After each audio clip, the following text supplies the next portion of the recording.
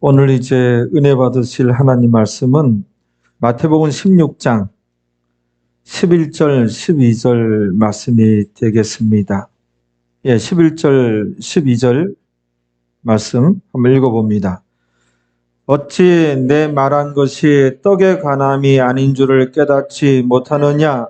오직 바리새인과 사두개인들의 누룩을 주의하라 하시니 그제야 제자들이 떡에 누룩이 아니요 바리새인과 사두개인들의 교훈을 상가라고 말씀하신 줄을 깨달으니라.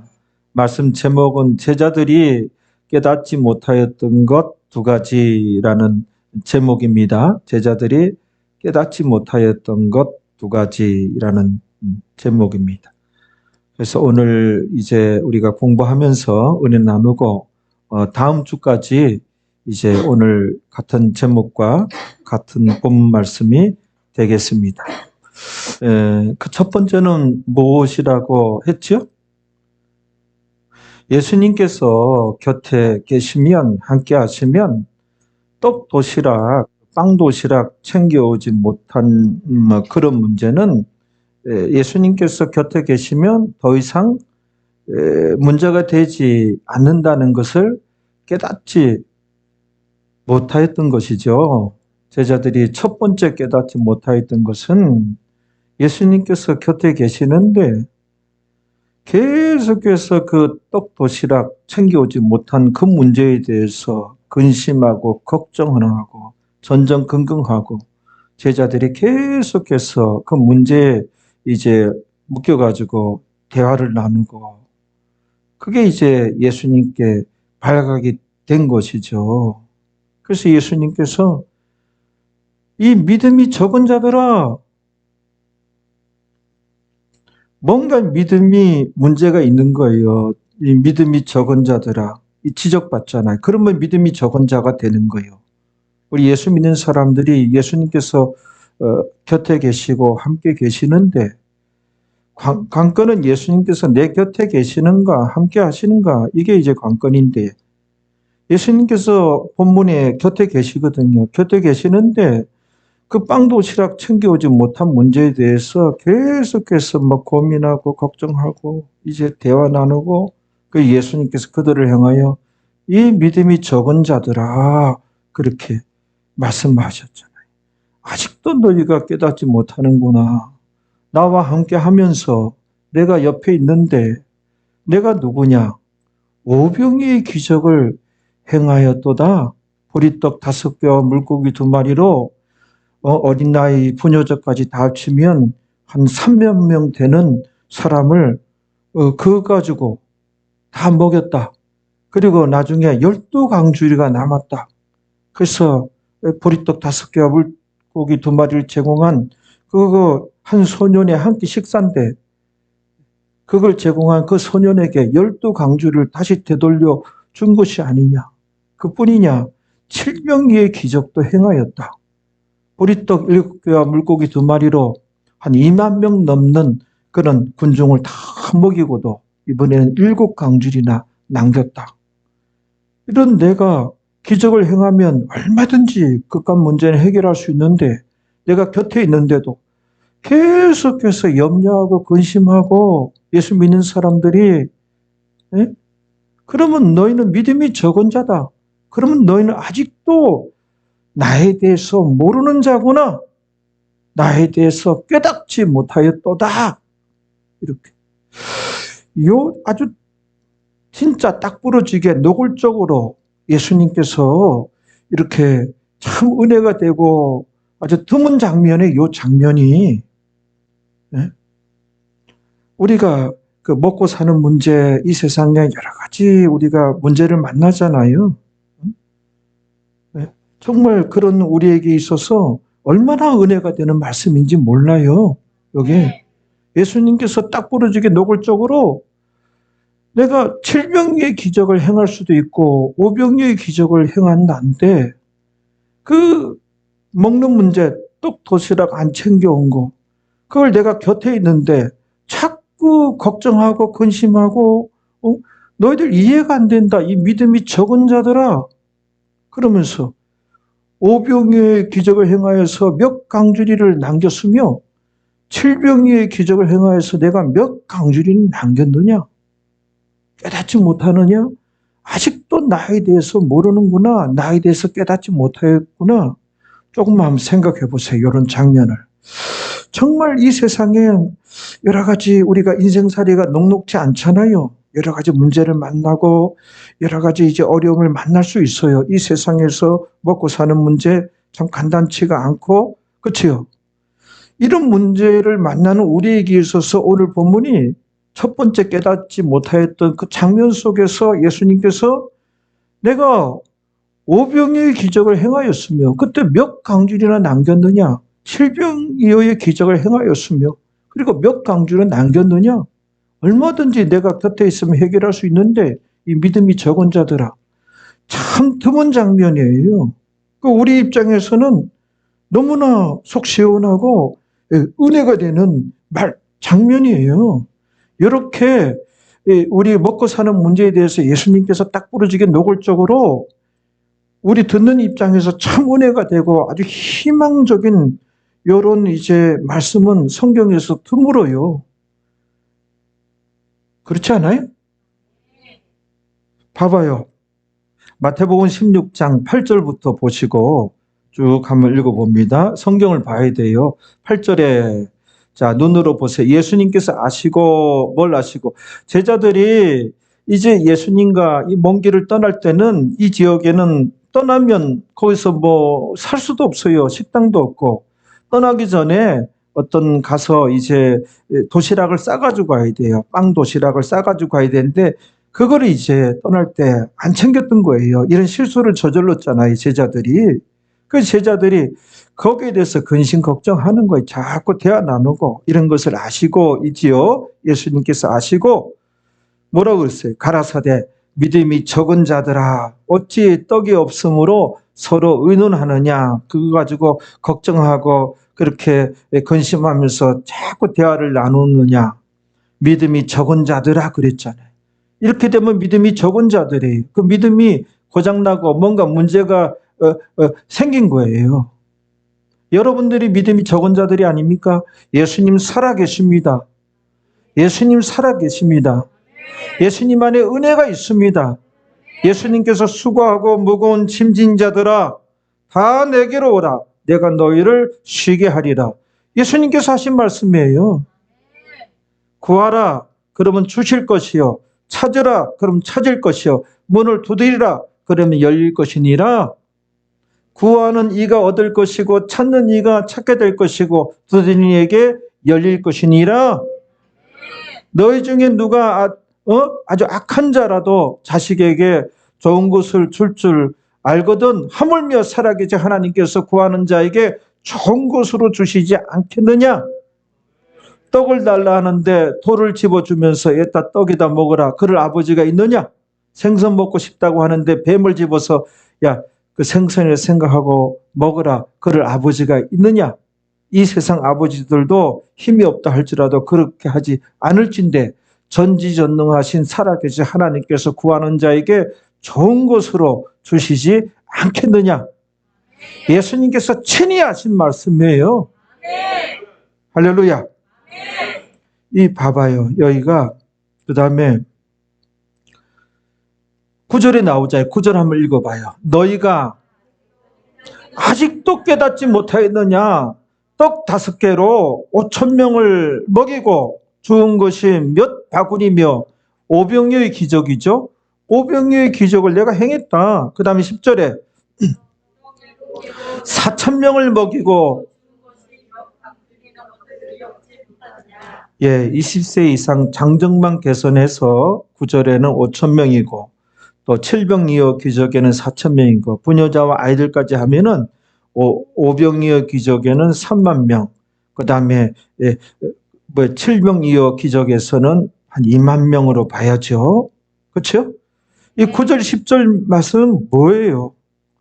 내가 곁에 있는데 나는 기적을 행할 수 있는데 나와 함께 하고 있으면서 왜 그런 문제를 떡 도시락 안 챙겨온 문제를 근심하고 걱정하느냐? 너희들 아직도 나를 모르는구나. 너희들 아직도 나를 깨닫지 못했구나. 그런 말씀이에요. 조금만 생각해 보면 옳거니 야 이거 참 보기 드문 장면이다. 우리가 이 세상 살아갈 때 먹고 사는 문제가 녹록지 않아서 거기에 이제 많은 근심 걱정이 있는데 그런 예수님께서 과연 내 곁에 계시는가 함께 하시는가 이게 관건이구나. 함께 하시는데도 내가 자꾸 이제 염려 근심 걱정하면 믿음이 적은 자구나. 뭔가 나의 믿음에 문제가 생겼구나. 예수님께서 기적을 행하시면 얼마든지 쉽게 그 문제가 해결될 수 있는데 그렇죠? 참 은혜가 되는 말씀이에요. 예레미야서 33장 1절 우리가 연결해서 한번 가봅니다.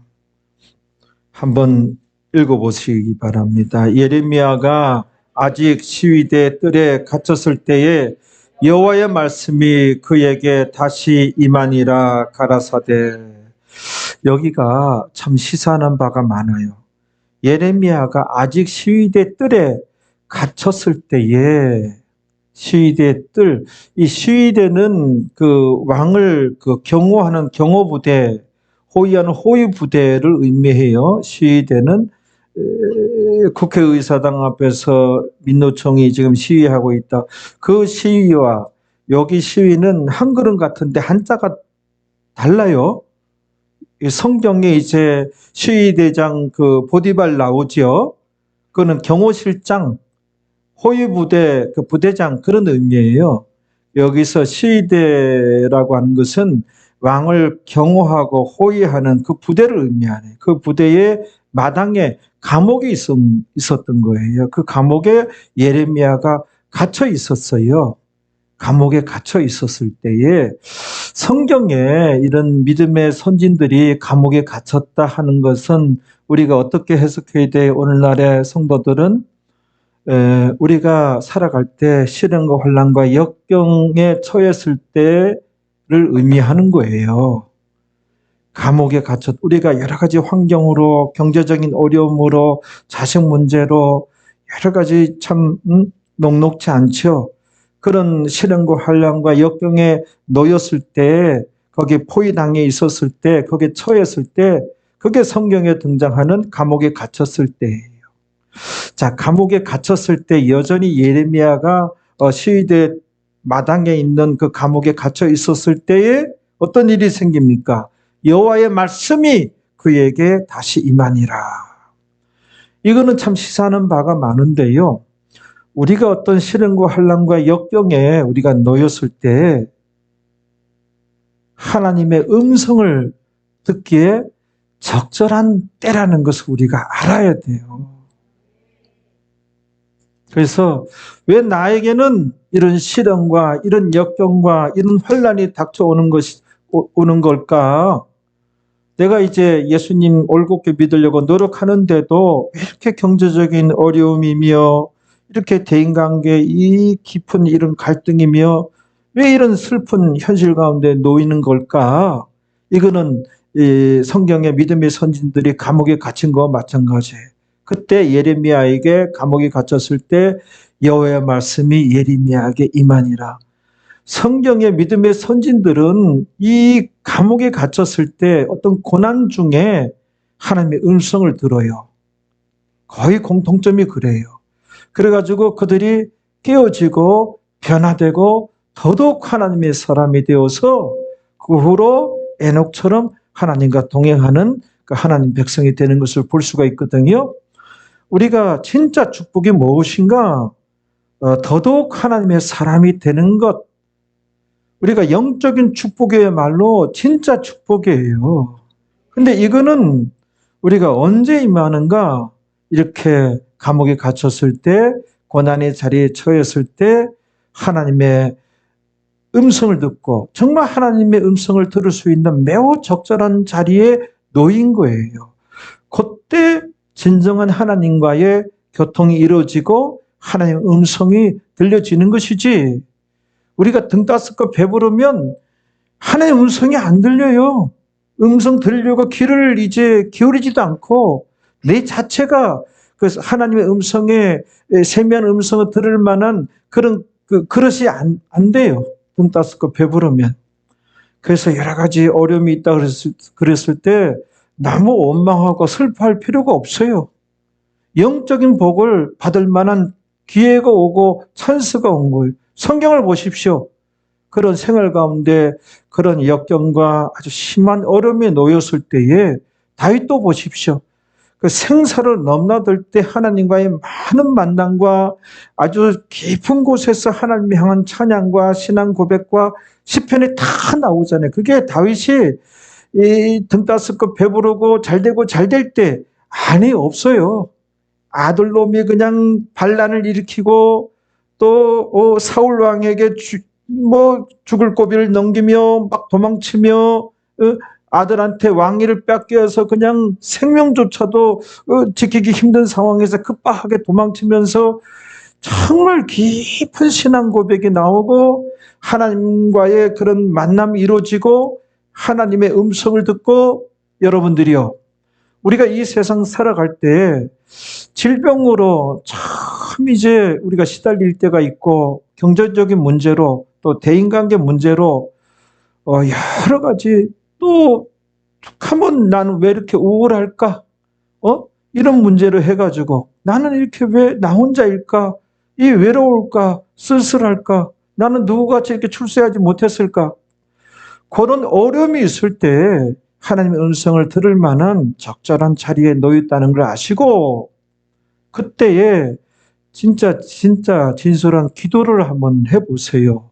기도를 하고 또 더 이제 찬양의 시간을 홀로 방에 앉아서 찬양을 하고 예배당을 쳐서 찬양을 하고 또 하나님 말씀을 사모해서 보다 더 진지하게 예배를 드려보세요. 주일 예배든 수요 예배든 그때 말씀을 통하여 또 찬양 시간을 통하여 기도 시간을 통하여 하나님과의 만남이 이루어지고 하나님의 세미한 음성이 내 마음에 강력하게 들려옵니다. 그때 하나님께서 말씀하신 대로 우리가 변화되어지고 우리가 깨어지고 우리가 또 하나님께서 하라는 대로 함으로 더더욱 하나님의 사람이 되어지니 하나님의 사람이 더더욱 되어지면 이게 축복 중에 축복이라는 것을 우리가 알아야 할 줄로 믿습니다. 예레미야 33장 1절에 그렇게 감옥에 갇혀 있을 때 여호와의 말씀이 예레미야에게 임하지요. 그 다음에 2절 읽어봐요. 2절도 참 많은 것을 가르칩니다. 시작.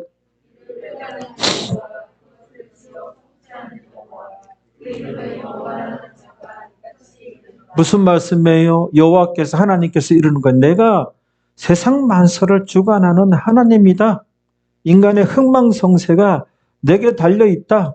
인간의 생사화복이 내게 달려있다. 너희가 잘되고 너희가 그 어려움에서 벗어나는 것 내게 달려있다. 이런 내가 너희에게 이르노라. 그렇게 말씀하시는 거예요. 그러면서 뭐라 그래요? 3절에. 부르짖으라 그랬잖아요. 이 부르짖으라 카라라는 단어거든요. 부르짖는 기도가 카라라는 단어인데 절규하듯이 간절히 매달리며 기도하는 것을 의미해요. 정말 나에게 왜 이렇게 슬픔이 있을까, 어려움이 있을까, 예배당을 찾아서 또는 가정에서 이제 기도할 분위기가 되면 문을 닫고 들어가 기도할 때 정말 절규하듯이 간절히 기도를 매달리듯이 기도하세요. 여호와여, 여호와여,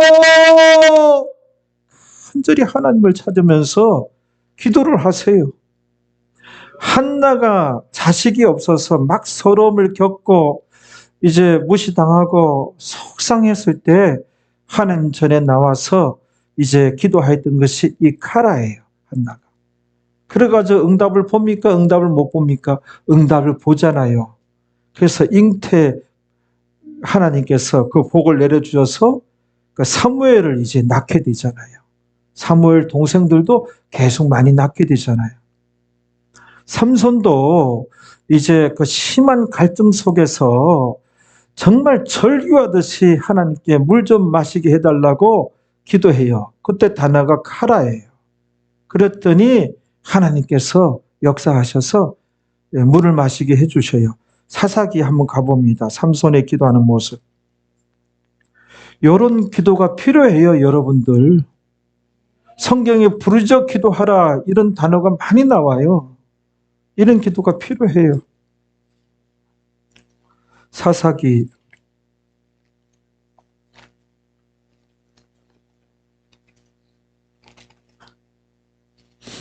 15장 18절 19절입니다. 15장 18절 19절에 성경 다 와보세요. 사사기 15장 18절에 삼손이 심히 목마름으로 심한 갈등 속에서 여호와께 부르짖어 가로되 이게 카라예요. 삼손이 철교하듯이 간절히 매달렸어요. 이런 기도가 필요해요. 여러분들 알겠죠? 하나님 살아계십니다.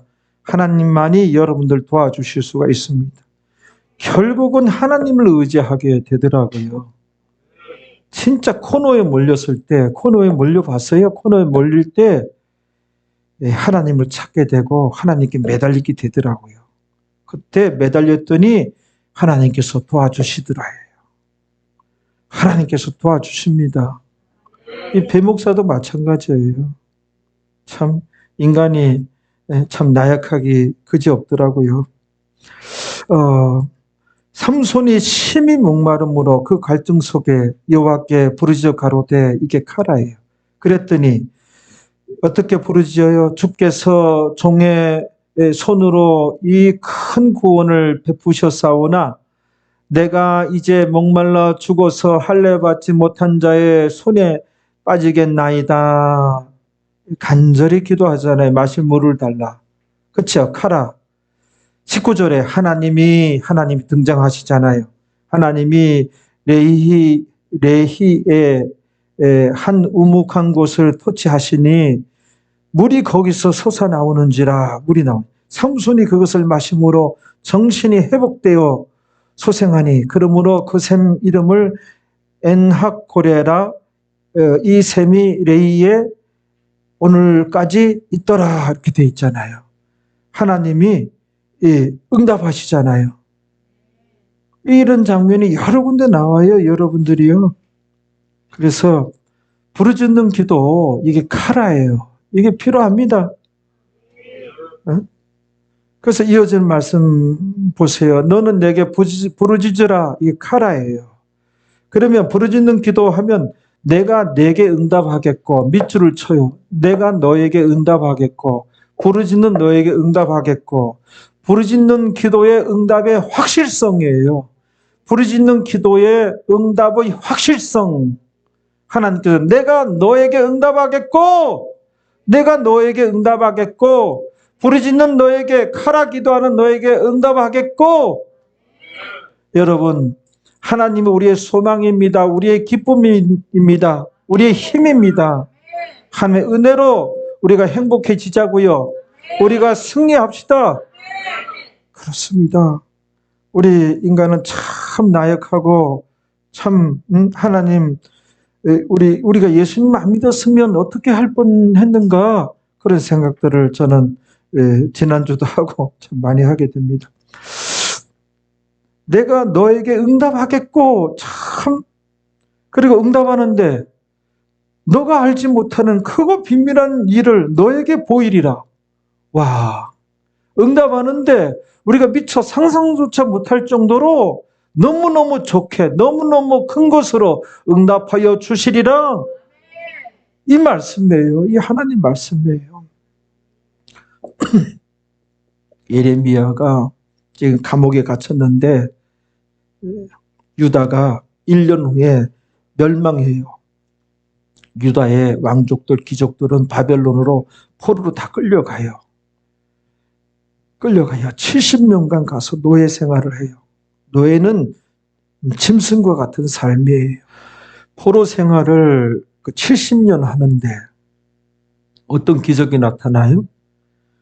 그 바벨론의 고레스라는 왕이 나타나가지고 고레스가 마치 예수님의 모형처럼 이들을 다 그 포로로 잡혀온 유다 민족을 고국으로 다 돌아가라고 그런 명령을 내려요. 이게 있을 법한 일이에요. 우리나라 고구려 백제 멸망했을 때 그 왕족들, 뭐 귀족들, 장군들 다 중국으로 다 갔어요. 그들 고국으로 돌아온 적 있습니까?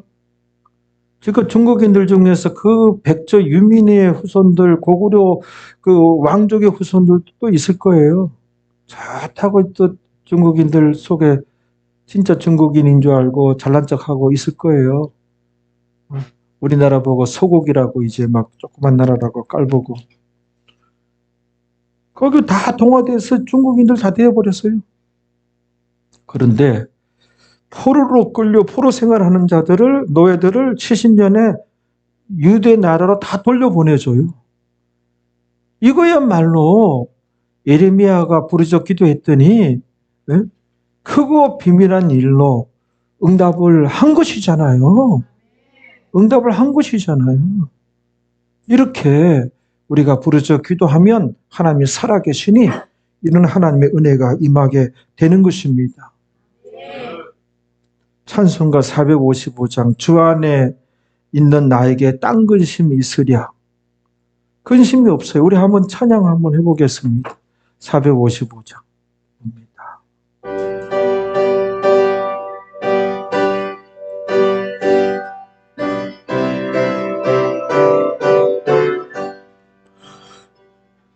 주 안에 있는 나에게 딴 근심이 있으랴. 십자가 밑에 나아가 내 짐을 풀었네. 주님을 찬송하면서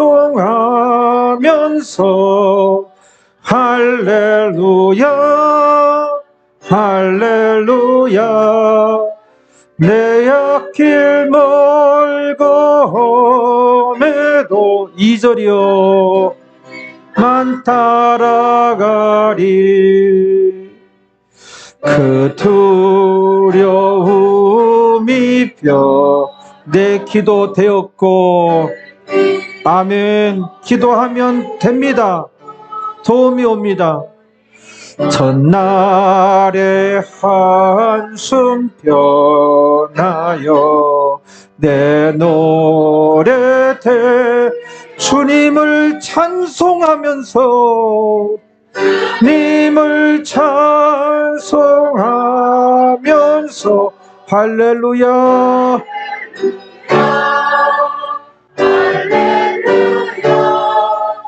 내 앞길 멀고 험해도 3절이요 다 부르겠습니다. 4절까지 내 주는 자비하셔서 정말 그렇습니다. 함께 계시 여러분들 힘내세요. 내 궁핍함을 아시고 늘 채워주시네. 주님을 찬송하면서 할렐루야 할렐루야 내 앞길 멀고 험해도 나 주님만 따라가리. 내 주와 맺은 언약은 영불변하시니 그 나라 가기까지는 늘 보호하 주님을 찬송하면서 을 찬송하면서 찬송하면서 할렐루야 할렐루야 내 앞길 멀고 험해도 나 주님만 따라가리. 주님께서 곁에 계시는데 그러면 주께서 이제 지키시고 보호하시고 기적을 행하실 수 있는데 계속해서 근심하고 염려하고 하면 이 믿음이 적은 자들아 너희가 아직도 나를 모르는구나 나를 깨닫지 못하였구나 이런 말씀을 하였어요. 예수님께서 오병이의 기적을 행하실 수도 있다. 칠병이의 기적을 행할 수도 있다 말씀하셨어요. 우리 신앙생활에 적용을 합시다. 접목을 시킵시다. 그걸 깨닫지 못했어요. 두 번째 깨닫지 못하였던 것은 무엇일까요? 예수님께서 오직 뭐예요? 바리새인과 사두개인의 누룩을 주의하라 그랬거든요. 이게 도대체 뭔 말인지 깨닫지를 못했어요. 그래서 누룩? 우리가 빵 도시락 챙겨오지 못했는데 그 빵도 이제 부푸니까 누룩이 들어갔으니 그건가? 계속해서 그 빵 도시락 챙겨오지 못한 것만 걱정하고 염려하고 그랬어요. 사실 이제 오직 바리새인과 사두개인의 누룩을 주의하라, 조심하라, 삼가라. 그는 바리새인과 사두개인의 그 교훈을 조심하라, 삼가라. 이제 그런 내용이에요. 그렇죠? 그래서 여기에서 우리가 이 단어가 나왔으니 성경에 등장하는 누룩의 의미에 대해서 우리가 먼저 이제 조금 살펴보겠습니다. 성경에서 이제 누룩은 좋은 의미로 사용된 데도 있고 또 정반대로 나쁜 의미로 사용된 데가 있어요. 먼저 이제 누룩이 좋은 의미로 사용되어진 경우는 누룩을 천국을 의미하는 단어로 또는 전도를 의미하는 단어로 사용되어졌어요. 누룩이 그때는 좋은 의미로 사용되어진 거예요. 우리가 천국으로 사용되어진 데가 마태복음 13장 33절 한번 가봅니다. 한번 읽어봐요. 또 비유로 말씀하실 때 천국은 마치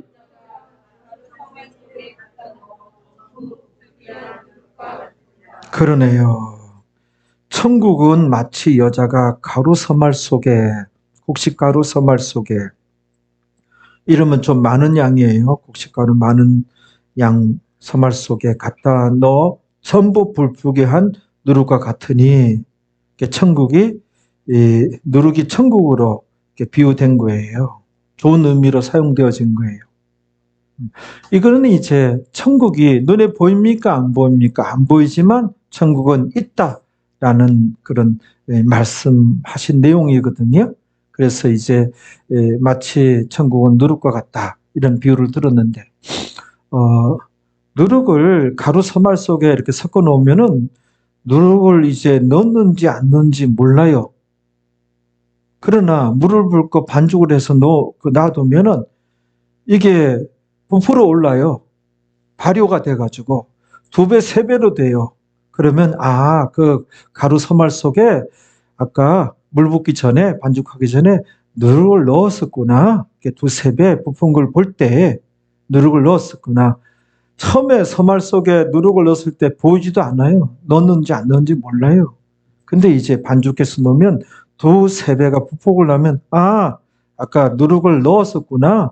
이렇게 알 수 있듯이 천국은 지금 눈에 보이지 않지만 이제 나중에 천국 가게 되면 다 확인하게 된다는 거예요. 눈에 보이지 않지만 천국은 있습니다.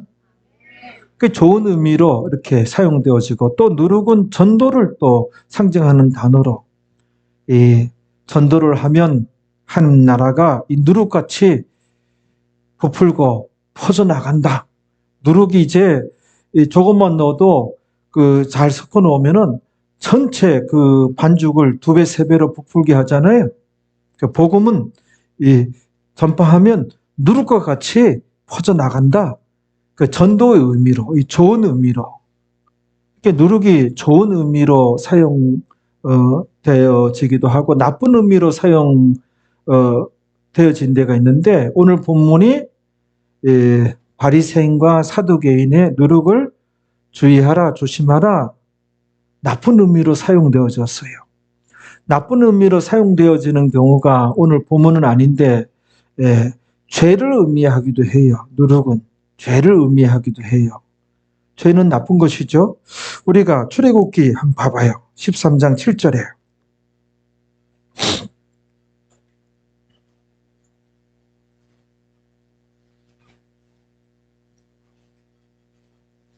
출애굽기 13장 7절 한번 가봅니다. 어떻게 말씀이 나오죠? 한번 읽어봅니다. 7일 동안에는 이 7일 동안은 뭐예요? 제세기간을 의미합니다. 제세기간은 또 뭐예요? 우리 예수님 영접한 이후부터 이 세상 살아있을 동안 이 세상 죽는 날까지 그 기간이 제세기간이에요. 그렇죠? 그래서 이제 신앙생활 하는 기간 제세기간이에요. 그 제세기간. 여러분들 우리가 예수님 영접하셨으면 아멘 하시기 바랍니다. 그때 육체의 남은 때를 보내고 있어요. 이걸 제세기간이라고 해요. 그 기간은 어떻게 살아야 되는지 7일 동안은 이 세상은 7일의 연속이에요. 우리가 구원 얻은 이후에 7일, 7일, 7일, 7일, 7일. 그렇죠? 일주일이 7일이잖아요. 주일부터 토요일까지 7일, 7일, 7일, 7일. 여기에서 이제 우리가 태어나고 여기서 회사 출근하고 이 안에서 우리가 죽고 이 밖에서 죽는 건 없어요. 다 7일 안에서 주일부터 이제 그 토요일까지 그 안에서 다 이루어지는 것이죠. 이 7일은 이제 제세기간이에요. 제세기간 동안에 신앙생활 동안에 무교병을 먹고 무교병이 뭐예요? 누룩이 들어가지 않는 빵이에요. 누룩이 들어가지 않는 빵을 먹고 이건 뭐예요? 죄짓지 말라는 거예요. 무교병을 먹어야 돼요. 무교절을 지켜야 돼요. 그건 뭐예요? 구원 얻은 자가 죄짓지 말라고. 그 다음에 봐요. 유교병을 너희 곳에 있게 하지 말며 유교병, 그 누룩이 들어간 그런 빵이에요. 그런 거는 우리 삶의 환경에 있게 말며 내 지경 안에서 누룩을 내게 보이지도 말게 하며 그 제세기간 동안에는 무교병을 먹어야 돼요. 무교절을 지켜야 돼요. 유교병 먹으면 안 돼요. 누룩이 들어간 거. 알겠죠? 이게 신약적 해석에서는 죄짓지 말라는 말이에요. 알겠죠? 이걸 글자 그대로 지키면 오늘날에 빵 못 먹어요. 제가 좀 하양풍차 가서 파리바게뜨 가서 다 부풀게 한 거예요. 빵 안 부풀게 한 빵 없어요. 안 부풀게 하면은 못 먹어요. 맛이 없어서. 알겠죠? 요거는 의미로 받아들여야 돼요. 그 죄짓지 마는 죄를 의미해요. 그 다음에 출애굽기 34장 18절에도 한번 봐봐요. 34장 18절에 성경 찾아보세요. 출애굽기 34장 18절에 읽어봐요. 너는 그렇지요. 유월절을 우리가 경험했어요. 유월절이 뭐예요? 예수님 보혈로 구원 얻은 우리. 그렇죠? 예수님 믿음으로 구원 얻은 우리. 그렇죠? 그래서 유월절을 경험했어요. 그래서 유월절을 경험한 자들은 그 다음에 이제 무교절을 지키는 거예요. 무교절이 뭐예요? 누룩이 안 들어간 빵을 먹는 그 절기예요. 그 제세기간 동안에. 너는 무교절을 지키되 내가 너에게 명한 대로 어떻게 해요? 아비벌 그 기한에 7일 동안 무교병을 먹어라. 제세기간 동안에 무교병을 먹어라 돼 있어요. 그렇죠? 그 죄짓지 말라는 거예요. 이는 키라는 단어 왜냐하면 너가 아비벌의 애굽에서 나왔음이니라. 뭔 말이에요? 너희가 구원을 얻었음이니라. 구원 얻은 자들은 무교병을 먹어야 한다는 것이 명확해지는 구절이에요. 무교병을 먹어야 돼요. 무슨 말이죠? 죄짓지 말아야 돼요. 구원 얻은 자들은 죄에 대해서 굉장한 이 알레르기 반응을 일으키고 거부감이 있어야 돼요. 이런 의식이 있어야 돼요. 거기에 깨어있는 자거든요. 거기에 노력하는 자예요. 거기에 있어야 돼요. 제가 뭐라고요? 예수 안 믿는 사람들은 예수님 안 믿는 게 불신자는 예수님 안 믿는 게 죄고 신자들은 하나님 말씀에 불순종하면 그게 죄가 되는 거예요. 출애굽기 12장 15절 또 한번 찾아봐요. 성경을 봅시다. 하나님 말씀 자꾸 찾아봐야 돼. 출애굽기 12장 15절에 한번 읽어봐요. 15절 다 찾으셨어요? 읽어봐요. 너희는 7일 동안 제세 기간이에요. 무교병을 먹을지니 첫날에 예수 영접하자마자 그 첫날부터 예수 영접하고 믿기 시작했으면 차차가 아니에요. 아직도 예수 믿지만 나는 어린데 어쩌고 저쩌고 아니에요. 예수 믿음 하나님의 자녀가 됐기 때문에 죄와는 이제 상극이야. 죄는 아주 그냥 내가 서로 멀어지려고 노력해야 돼. 그 첫날의 노력을 너희 집에서 제하라 돼 있잖아요. 우리 삶의 영역에서 제하라 돼 있잖아요. 무릇 첫날부터 7일까지 제세기간 다 하는 날까지 유교병을 먹는 자는 어떻게 해요? 이스라엘에서 끊쳐지리라. 말씀이 이렇게까지 기록되어 있네요. 이렇게까지 말씀하셨네요. 노력합시다. 그래서 죄 지었으면 얼른 회개해야 되고 노력합시다. 하나님 다 지켜보고 계시기 때문에 그리고 우리의 연약함을 하나님 또 아셔요. 아셔서 하나님께서 결정하고 판단하실 문제예요. 그러나 노력하는 우리가 돼야 돼요. 그래야 하나님께서 다 정상 참작하시고 하나님께서 복 주실 자 복 주고 기도 응답할 자 응답해 주고 이런 아무런 개념 없이 그냥 무조건 복이나 주세요. 그럼 하나님이 무슨 자판기도 아니고 그 어떤 프로그램이 입력된 그런 컴퓨터도 아니고 하나님 지정의가 있어요. 주님 뜻대로 살기로 했네. 우리의 주제가입니다. 주님 뜻대로 살기로 했네. 우리 찬미가 있는 거 가사 한번 찬미가 가사 띄울 수 있어요? 한번 띄워봐요. 우리 주님 뜻대로 살기로 했네. 우리 마음 담아서 신앙 고백하듯이 찬양하며 하나님께 올리시겠습니다. 다 받으셔서 피아노 반주에 맞춰서 우리가 부를 때까지 한번 불러봅시다.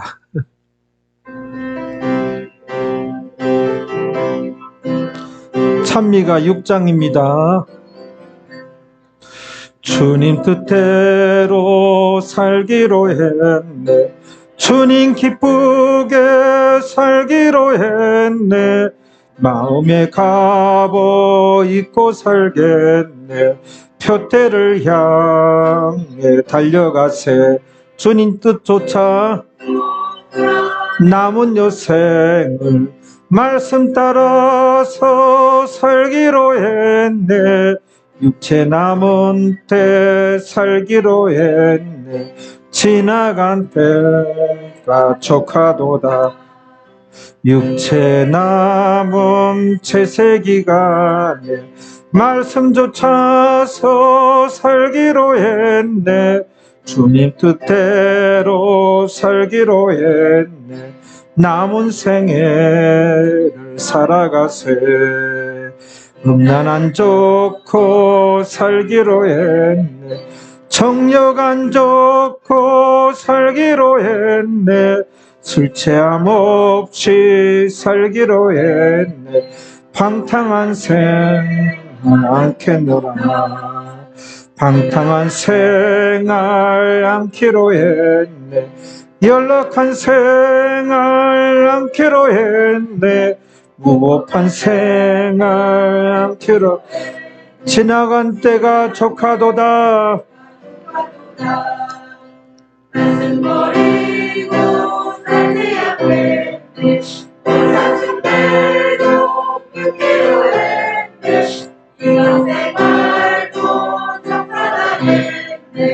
지나간 때가 족하도다. 소망 갖고서 살기로 했네.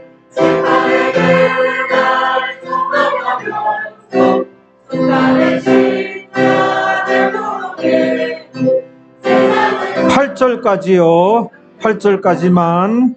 석화된 신자 날 비방해도 믿음 약한 자 날 조롱해도 내 부모 친척 날 몰라줘도 마음 변하지 않겠노라.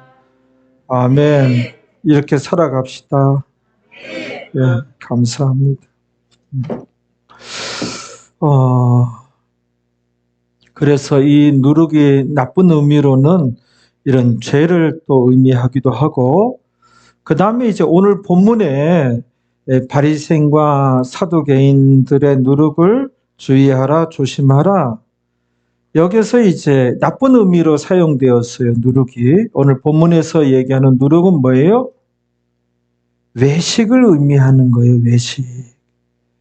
외식주의, 형식주의, 세속주의를 경계하라, 주의하라. 외식은 뭐예요? 위선이거든요. 신앙인들의 위선이 많아요. 외식주의, 형식주의, 세속주의. 다음 주에 이 부분에 대해서는 무엇이 외식이고 세속주의고 신자들의, 믿는 자들의 외식이 무엇인지 다음 주에 이제 오늘 본문은 1시간 더 공부해야 되겠습니다. 우리가 끝으로 누가복음 12장 1절을 찾아보겠습니다. 이 성경은 성경으로 풀어야 돼요. 거기에 보면 바리새인들의 누룩 곧 무엇이라? 외식을 주의하라 이렇게 나와요. 누가복음 12장 1절에 보면은 한번 읽어봐요.